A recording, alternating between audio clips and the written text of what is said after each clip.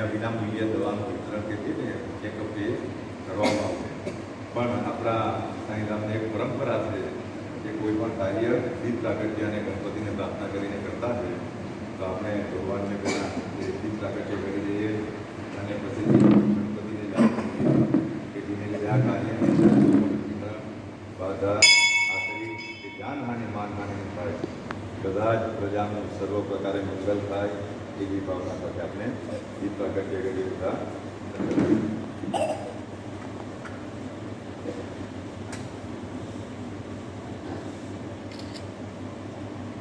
બોલો દીપ નારાયણ ભગવાન કી જય.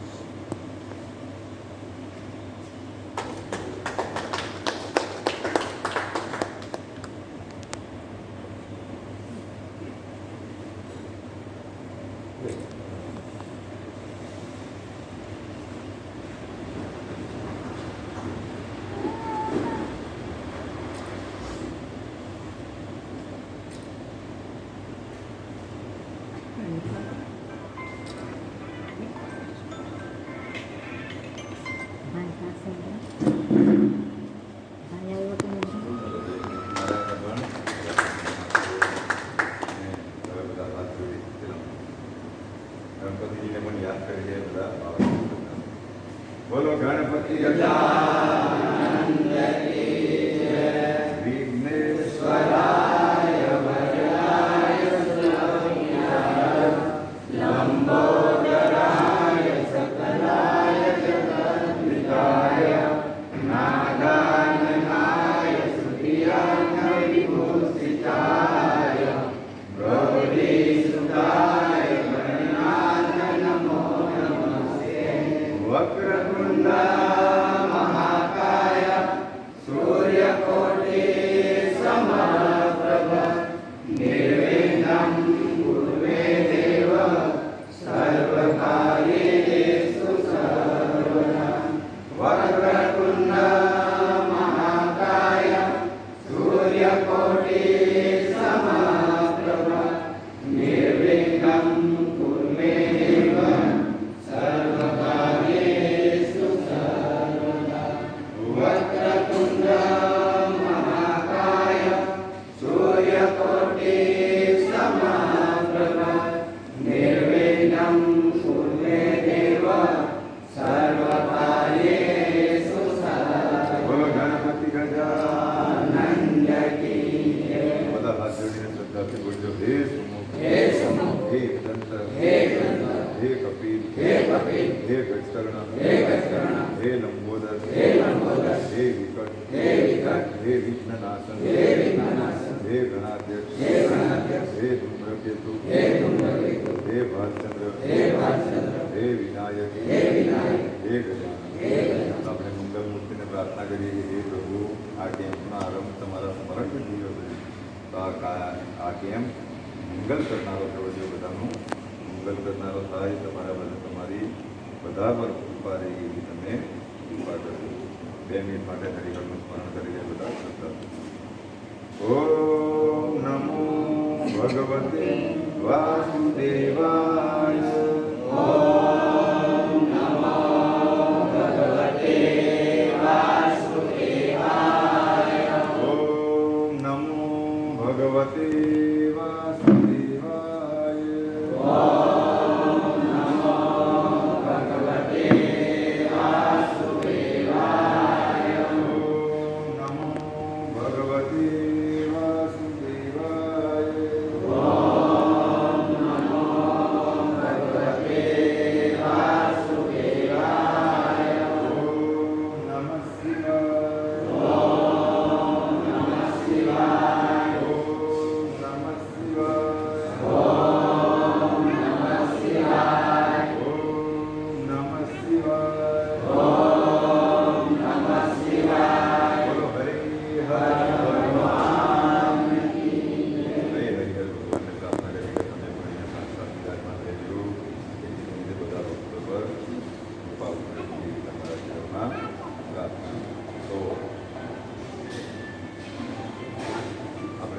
સાહેબો આવ્યા છે તો એકવાર તો પણ આટલી સારી સેવાની ભાવના લઈને આવ્યા છે તો એકવાર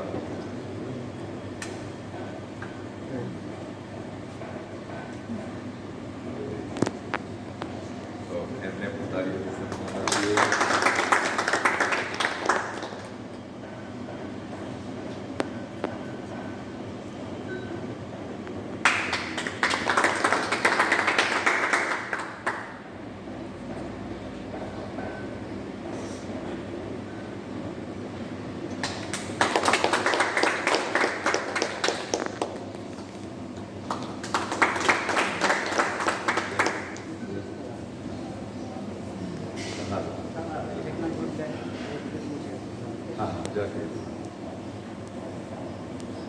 આજરોજ તારીખ 22/8/2024 બધાને જય ધન્વંતરી, જય સાઈનાથ.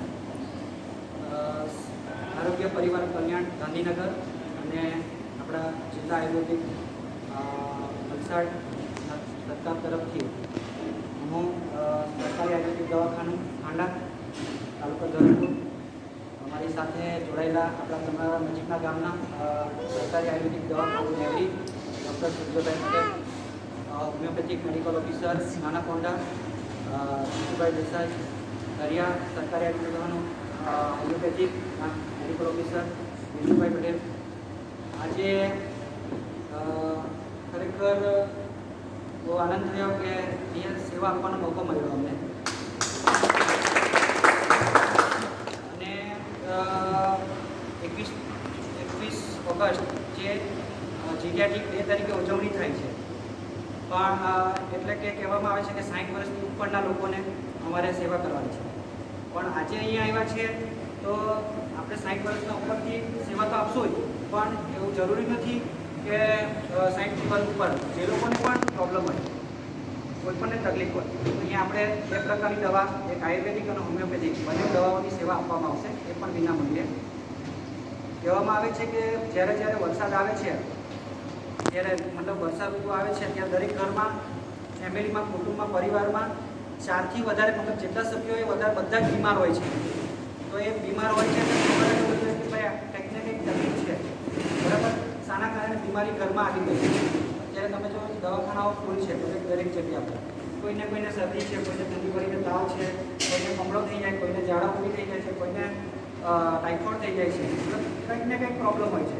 એટલે વરસાદ ઋતુમાં આ પ્રોબ્લેમ રહે છે. અમારી જે સેવાઓ છે કે આપણે વરસાદ ઋતુમાં વગર દવાએ પણ કઈ રીતે સારું થવાય એનું પણ એક આયોજન મતલબ સલાહ સૂચન મળવા આપવામાં આવશે. ત્યારબાદ જે લોકો સ્વસ્થ છે અને કેવી રીતે સ્વસ્થ રહી શકે જેનું પણ એક સલાહ સૂચન આપવામાં આવે છે. ઉંમરવાળા લોકોને શું છે કે ઘણી વખત પ્રેશર આવી જાય, કોઈ લોકોને સુગર આવી જાય, કોઈ લોકોને સાંધા દુખાવો થઈ જાય છે, કોઈ લોકોને કમરનો દુખાવો થઈ જાય છે, કંઈક ને કંઈક પ્રોબ્લેમ રહેતી જ હોય છે. તો એમાં પણ કંઈક રીતે સારા રહે તો તે લોકો માટે પણ અહીંયા આયુર્વેદિક ઔષધિ, હોમિયોપેથિક ઔષધિઓનો આપણે પ્રચાર પ્રસાર છે. સામે આપણે દરેક કઈ રીતે કયા ઋતુમાં કઈ ખોરાક ખાવો, કયા ફળ ખાવા, એ બધાની સલાહ સૂચન છે. આપણી પાસે ઘણો સમય રહેશે, અહીંયા અમે છીએ હાજર. માનો કે અત્યારે જેટલા હાજર છે એ લોકોને તો એ લોકો લાભ લેવાના જ છે, પણ જે લોકો બાકી રહેતા હોય એ લોકોને ફોન કે પછી કોઈ પણ રીતે સંપર્ક કરીને એ લોકોને સેવાનો લાભ લઈ આપણા ગામમાં આવેલા છે તો અમે સેવા આપી શકીએ વધારેમાં વધારે લોકોને, એવી પ્રાર્થના છે. જય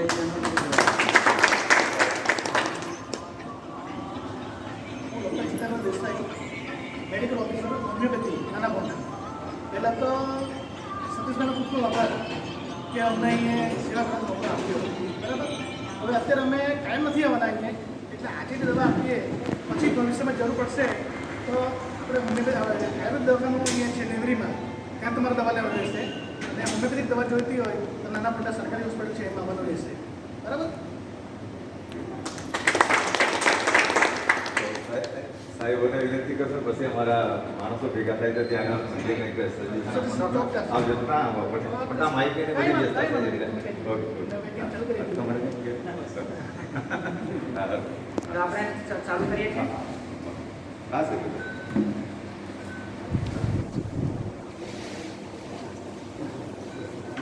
ઓકે ચાલો કંઈક આયોજન કરીએ. કેમ્પમાં જેવું કરશો ને